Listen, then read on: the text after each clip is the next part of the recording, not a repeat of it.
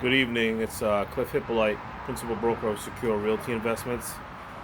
I just wanted to come to you to talk about as-is sales when you're a buyer and you're buying a home from a seller and you agree to buy it as is. Now, basically, when you buy something as is, you are still allowed to have a home inspection. And if there are issues that occur and you decide to back out, you still can do that. Uh, you know, you're basically agreeing to buy it as is, and if you're doing a home inspection for informational purposes, that's basically what it's for. But don't be misled, because a lot of people have a misconception that just because the home's being sold as is and they're doing it for informational purposes, that the buyer can't back out, the buyer can't express their concerns, you know, without risking to forfeit their deposit. That is not true. As long as your agent is keeping up with the contingency date of the home inspection, you do have the right to back out after a home inspection, even though you're buying a home as is and you decide to do home inspection for informational purposes. So there's a lot of misunderstandings to that. So, it's kind of like buyer beware, but not really, because you still have the right to exercise your opinion and say, hey, listen, this home has an old roof, this home has all of this going on, I'm concerned about it, I don't want to buy it, I'm going to back out. Now, as long as you do it before the home inspection contingency date ends, you're good to go. You'll get your deposit back.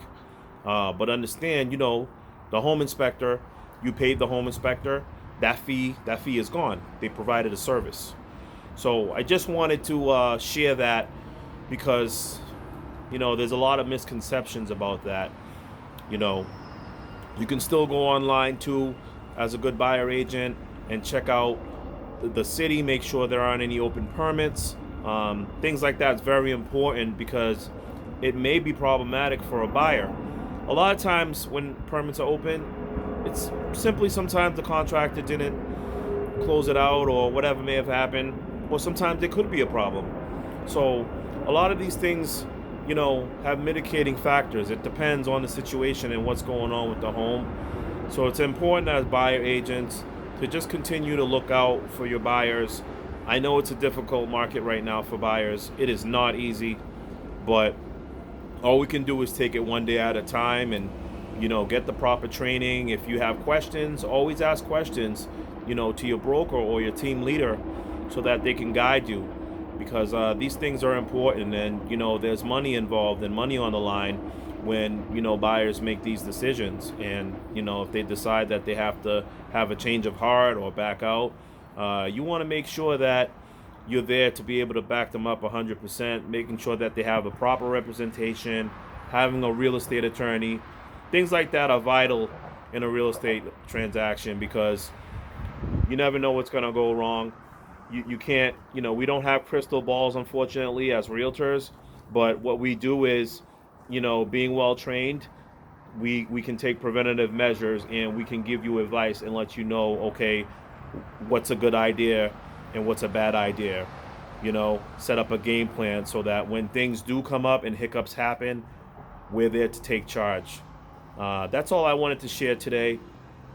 Just basically buyer representation and, as is sales. Remember, you can buy the home as is. It's just like a used car, you know.